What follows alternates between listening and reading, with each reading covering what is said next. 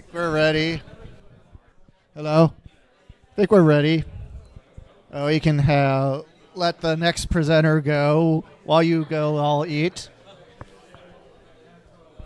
Or try to get the next presenter to go. All right. We have Asher Davila here. He's going to talk about hunting file system through bugs. Given I just talked a bit about doing things with file systems at RSA, this will be interesting. So here he is. Thank you. Good afternoon. So, quickly introduction is I'm proudly Mexican, uncertified ethical hacker. I've been worked mostly on the offensive side as a pen tester, and after that, mostly on the IoT side, security research. I've been working. I moved to the Silicon Valley like about 5 years ago. So, yeah, I stay at mostly in the area of IoT and OT, and I have other hobbies outside of IT, like music, outdoor activities. So yeah, if you find me on Spotify, maybe it could be me. Well, first let me start defining what file system operation bugs are, and basically any operation that involves like moving, copying, creating files, or deleting files.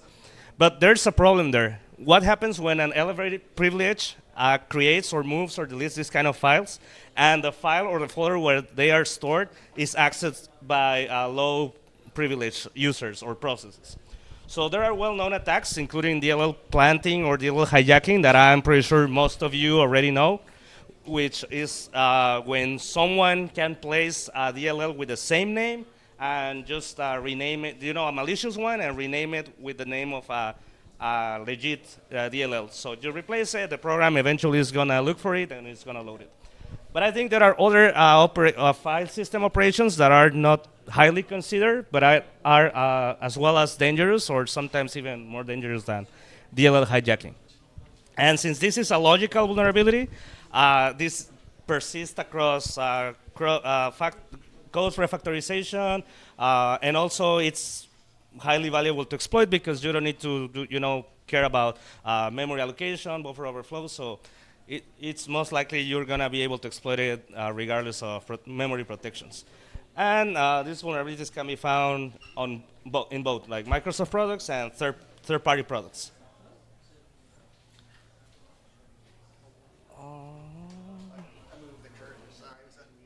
No worries. So the typical example of this scenario is an antivirus. The damn antivirus, right? It's ironic. Why a program that is supposed to protect us is the one that introduces vulnerabilities? But let's keep this example in mind, the whole presentation, so we can follow along better.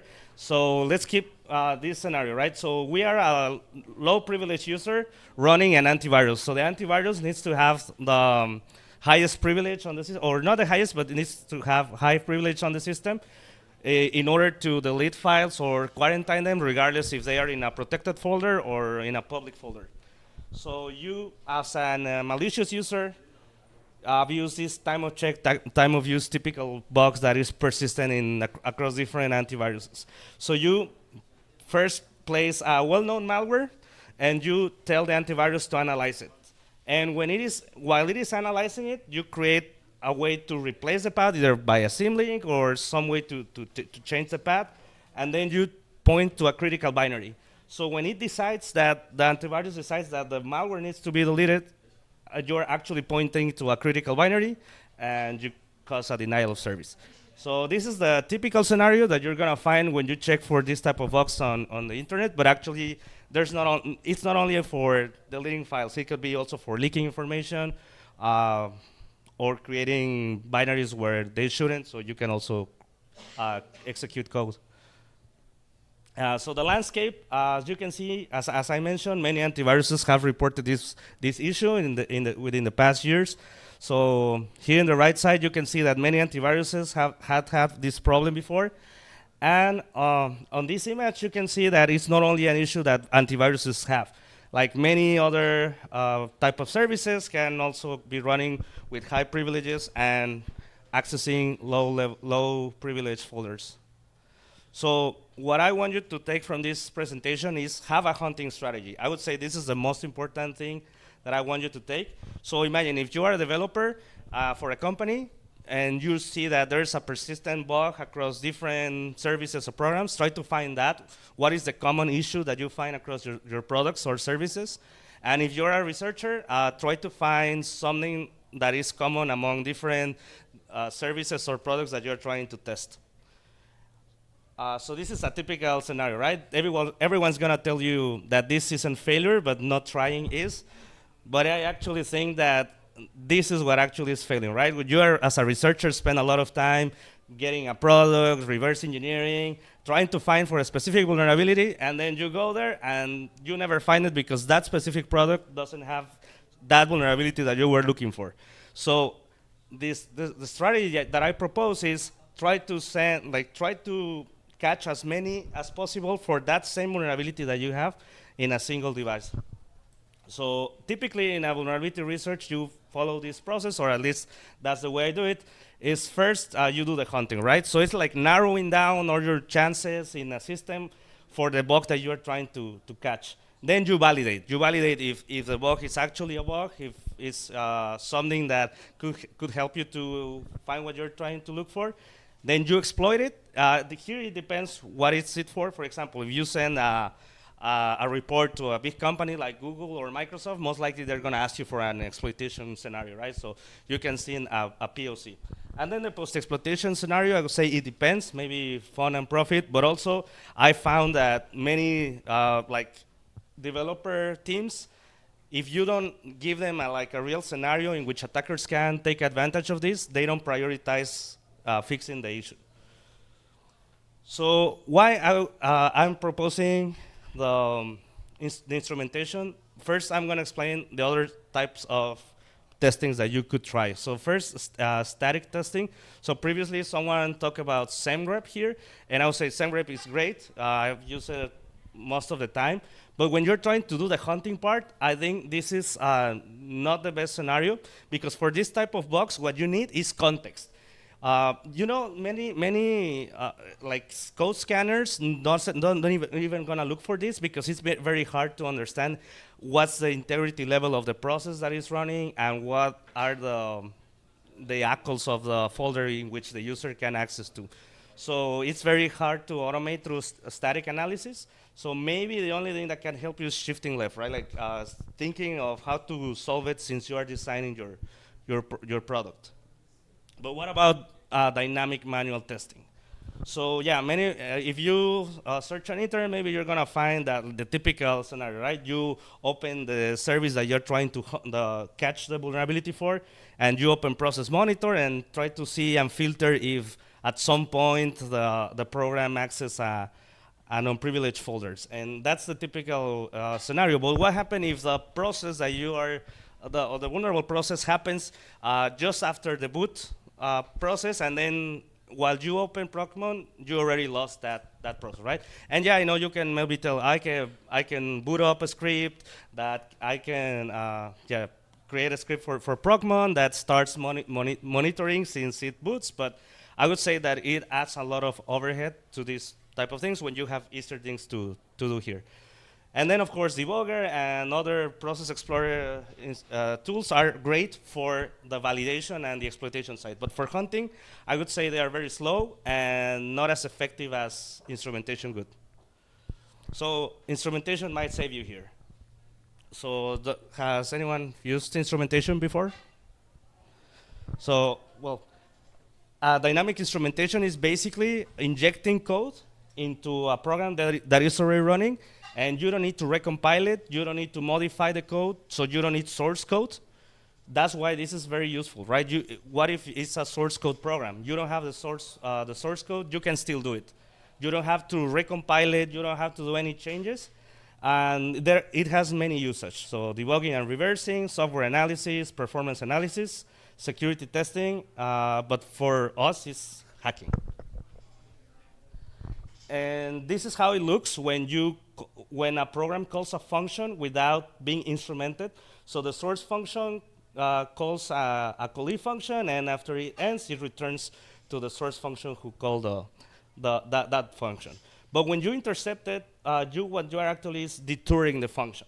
And it is done by a trampoline function, which first here you can create your own function to do whatever you want. So for example, you can create your own printf to do modifications to the original printf that exists on the program.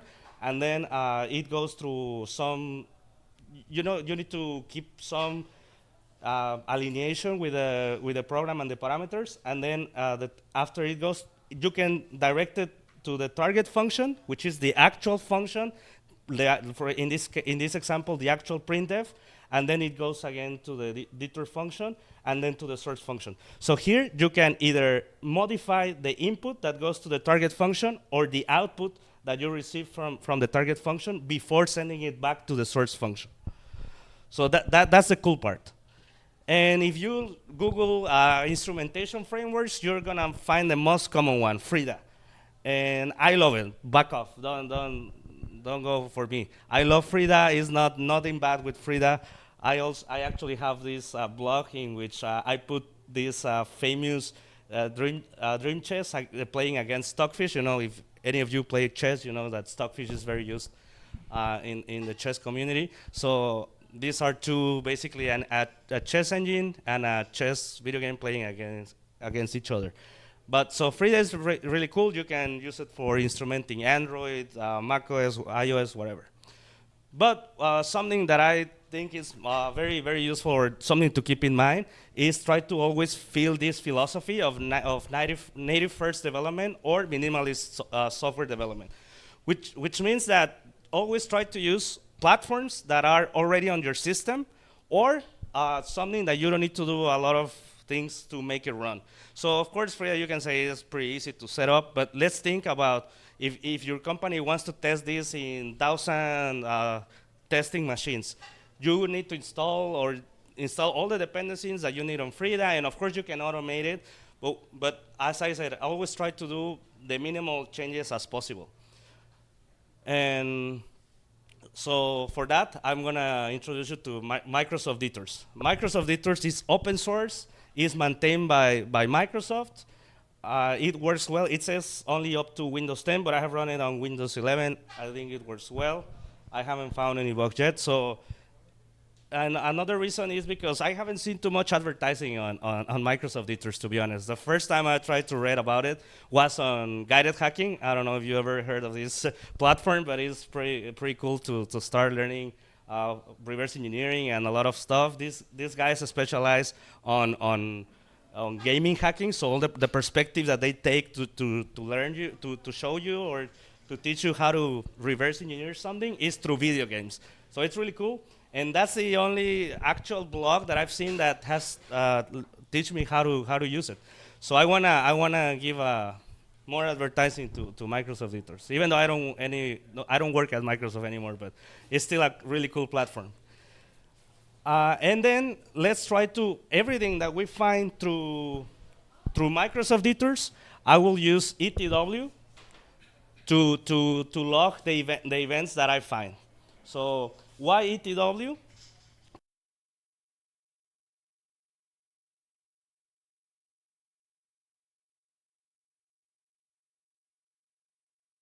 So you don't need to install anything else, and that's why. And also creating your own logger, it's pretty demanding, a lot of time consuming, and you can have several issues with that. The cool part about ETW is that you can specify when to write into a file, and in the meanwhile, it's going to write into a buffer. So that's going to make the reading and writing faster. So and it's like this process of recycling the buffer. So events provided are write into the buffer, and then after this, some condition, either the size of the buffer, the minimum byte number, the maximum byte number, or a certain flush time. For example, I'm gonna run this tool in my machines for 7 days, and if this hasn't flushed, I'm gonna force it to flush into a file. So every 7 days or every week, you can get an ETL file and analyze it. So that's why it's pretty cool to rely on it. Okay, so now we have the tool, we have the idea of what we're gonna do, but what should I instrument then? So in my case, or the scenario we're trying to explain at the beginning, which is dealing with file operations, I first went for the most common operation files. Like if you go and open your Pokemon, you're gonna see that if you search for file, just the word file, and filter that out, you're gonna see a lot of create file. That's the most common one that you're gonna get to see. And the reason is because through create file, if you look at the documentation, you can see that create file can help you not only to create file, but also to open files and rewrite files as well. So that's why it's very used, this function. So now, the second hint or the second tip that I want to give you is go always for the inner function. So what does that mean? Maybe you're going to tell me, oh, this is a Windows API. No programmer is going to remove the symbols. Yeah, I got you. But I wanted to give it as general as possible. So there's going to be cases in which the programmer removes the symbols, and then you don't get the symbols. And now you cannot instrument something if you don't have the name of the function. So if you look for the inner part, maybe you're going to get something interesting. For example, in this case, you're going to see, believe me, you can go and reverse engineer all the libraries of kernel-based DLL, NTDLL, and all the operations related to file operations always work like this. There is the Windows API, which is a wrapper to the same kind of thing, but internally, in which they deal with the flags and everything you pass to. And then it's another wrapper for the actual system call. In this case, NT-create file, right? That's the one doing the heavy lifting. So that's why you need to go to the deeper one, because you're gonna realize as well that many of the operations actually end up relying on NT-create file as well. So yeah, you can create many functions to instrument as many functions as you want, but it will be easier if you just instrument NT-create file and you just analyze the flags that are being passed to it. And yeah, and also because as syscall, most of the cases they're never gonna remove the symbols because it's a syscall, right? It needs the information to pass it to the kernel. So yeah, you can go and check the documentation for the syscall that you're trying to instrument. In this case, well, NT-create file. So I started creating the actual tool that is going to help us to find this kind of bugs. So first, define the function pointer of the function that we're trying to instrument. So we see I just literally copy paste that, and then now first we create it as null because we need to search for it afterwards. So detours is going to give you, I'm going to give you some examples of detour, but detours has something really cool that has detour find function. You just specify the library and the function you're looking for, and then you already have the function pointer where it should be. Then, as we mentioned at the beginning, we need to have, we're looking for any higher privilege that is any higher privilege process that is accessing one of these ACLs, right? This is just a limited list, just not to make a bigger image, and anyone can see it. But this is not exclusively the only ones that I'm looking for. It's going to depend on your scenario. But here are some of the low privilege groups that you find on a Windows machine, and these are blocks that are defined as strings, and I just comment what does it mean each of us. So yeah. What I'm looking for in my program, well, first, here this slide just tells you like what are the essential parts of a DLL when using detours. Also because the documentation tells you that the easiest way is to create a DLL and then inject it into a program. And I'm going to explain why this is going to help us a lot. But first, let's look at the code. So I don't want to confuse you with so many code. This is just the DLL main. And as I said, this is the actual NT-create file that we found through detours find function. Once you have where is it, you need to, this works as a transaction. So here where the transaction begins, and here we got the list of IDs that we defined. We run this update thread, and the update thread, what it's gonna do is gonna update the memory addresses. So when you do the attach part, you're gonna be able to find the current address and the current function that you're targeting. So here, for example, here it's saying that the essential part is that you attach to the, once it attached, you need to give them the function that you created, modify it, the modified function you created, and then the actual function that you are looking for. So that's what I'm doing here, right? Just the actual entity create file that I defined there, that is already found by editors, and then another modified function. And here is the modified version. And what it does is just, as I said, look for the integrity level. So it means if it's medium or higher than medium, then I care about that process. If not, I just return to the actual entity create file the same parameters without any modification. Right, but if you want to modify it, you can pass a different parameter there to the actual create file. In this case, I just want to check what's the integrity level, and then if it's if that process is higher than medium, and the list of or the ACLs of the folder that is being accessed to is one of my list of interests that I previously defined that I just showed you, then I'm gonna use ETW to log it into my events. And that, at the end, is going to give you a database of all, or like a file that looks like a database that is, it contains all the events that found that has this condition that a high level privilege process access a low privilege folder or file. And then you can use this. This is a really cool feature that Windows system has that not much people know about it, but it's called the AppInit DLL. And what it does is a registry key that when you change this value to 1, the load AppInit DLL, and you define a path to a DLL in this and AppInit DLL, it is going to inject this DLL into every process in the system after boot. But the only caveat for this is that it depends on the policies of your company, because in order to make this work, you need to turn off your the secure boot option in your BIOS. So that's going to be, like, depending on the policy of your company, maybe you're not going to be able to do so. But if it's a testing machine, most likely this is not a problem, right?